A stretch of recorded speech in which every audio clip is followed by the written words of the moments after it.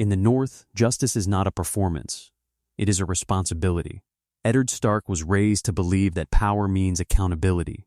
When he sentenced a man to death, he did not hide behind guards or ceremony. He carried the sword himself. Because to Ned Stark, taking a life was not politics. It was a burden that must be felt. Lord of Winterfell. Warden of the North. Husband. Father. Before he was anything else, he was a man of principle. He believed promises mattered.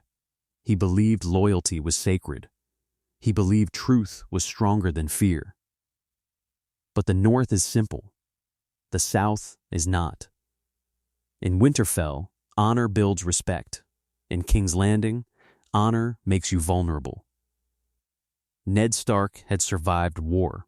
He had faced rebellion. He had stood beside kings, but nothing had prepared him for the game he was about to enter. Because in Westeros, swords are honest. Smiles are not. When King Robert Baratheon rode into Winterfell, he did not come as a stranger. He came as an old friend. They had fought together, bled together, won a kingdom together. But time changes men. Robert arrived with laughter, wine, and memories of war. Yet beneath the smiles was something heavier, a request Ned could not easily refuse. Jon Arryn was dead.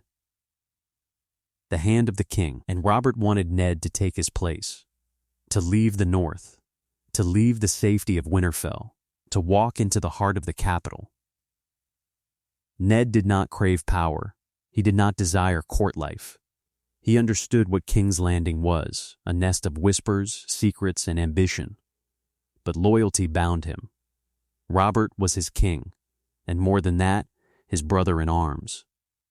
So Ned Stark made a choice that would change everything. He left the cold honesty of the North for a city where truth was the most dangerous weapon of all. The book was old, dust-covered, forgotten, but inside it held a pattern Ned Stark could not ignore. The Baratheon line was clear, black hair, strong features, the blood of the storm. Yet Joffrey was golden, so was Myrcella, so was Tommen, blonde like the Lannisters. Jon Arryn's final words echoed in his mind. The seed is strong. And suddenly, everything made sense. The royal children were not Robert's. They were Jaime's. Incest. Treason. A lie sitting on the Iron Throne. Ned Stark had uncovered the truth that could shatter the kingdom, but instead of using it as a weapon, he chose honor. He went to Cersei, warned her, gave her a chance to flee with her children before Robert returned. He believed mercy was strength. He believed giving her time would prevent bloodshed. But in King's Landing, mercy is weakness, and Ned Stark had just signed his own death sentence. King's Landing was nothing like the North. The air was warmer, the streets louder, the smiles sharper. In Winterfell, loyalty was simple. In the capital, loyalty was currency. Ned quickly realized that Jon Arryn's death was not natural. Whispers followed him through corridors. Servants avoided his gaze. Lords spoke in half-truths. And at the center of it all stood the Lannisters. Cersei, beautiful, controlled, dangerous. Jaime, golden armor hiding cold ambition. Tywin, a shadow even when absent. Ned began asking questions. About Jon Arryn's final days, about the royal children, about secrets buried beneath the throne. But every answer led to more danger. Littlefinger offered help with a smile too smooth to trust. Varys spoke in riddles about survival. Ned Stark searched for truth as if truth alone would protect him. He believed that if he uncovered the lie, justice would follow. But in King's Landing, truth does not set you free. It marks you for death. King Robert did not die in battle. He died on a hunt, a drunken mistake, a wounded king, a kingdom suddenly leaderless. Before his final breath, Robert named Ned Protector of the Realm, to rule until Joffrey came of age. It was power, real power, and Ned intended to use it. He confronted Cersei, prepared to reveal the truth, planned to place Stannis on the throne. But he made one final mistake. He trusted Littlefinger. In the throne room, when the moment came, Ned presented Robert's will. He declared Joffrey illegitimate. He believed the city watch would stand with him. Instead, swords turned. Littlefinger stepped back, and Cersei smiled. Ned Stark had honor. He had truth. But he did not have allies. In King's Landing, that was fatal. Ned Stark was thrown into a black cell, cold stone, chains, silence. The Lord of Winterfell reduced to a prisoner. Cersei offered him a choice: confess to treason, swear loyalty to Joffrey, live, refuse, and die. For Ned, the choice was simple.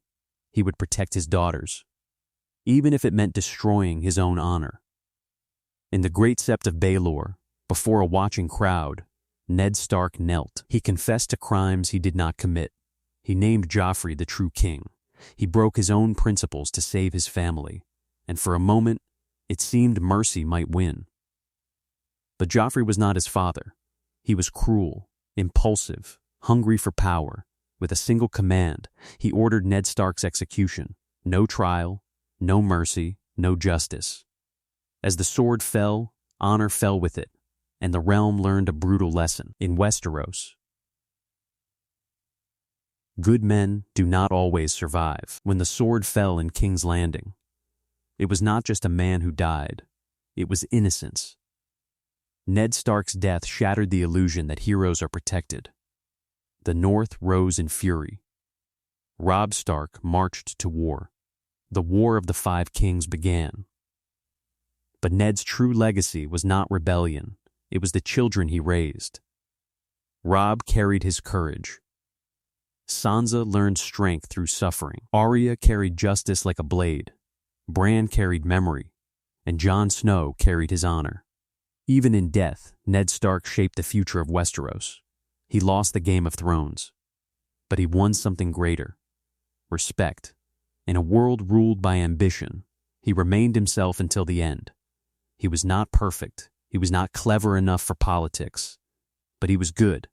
And sometimes, goodness is the most powerful legacy of all. In the North, they teach their children: the man who passes the sentence should swing the sword. Eddard Stark lived by that rule. He never hid behind power, never played the game the way others did, never allowed ambition to silence his conscience. And in the end, it was his own executioner who proved his lesson. Because when the sword fell in King's Landing, it did not carry honor, it carried fear. Ned Stark may have lost the throne, but he never lost himself. And in a world built on lies, that may be the greatest victory of all. Tell me, was Ned Stark too honorable for Westeros? Or was Westeros never worthy of Ned Stark? Subscribe to True Love Chapter for more epic stories.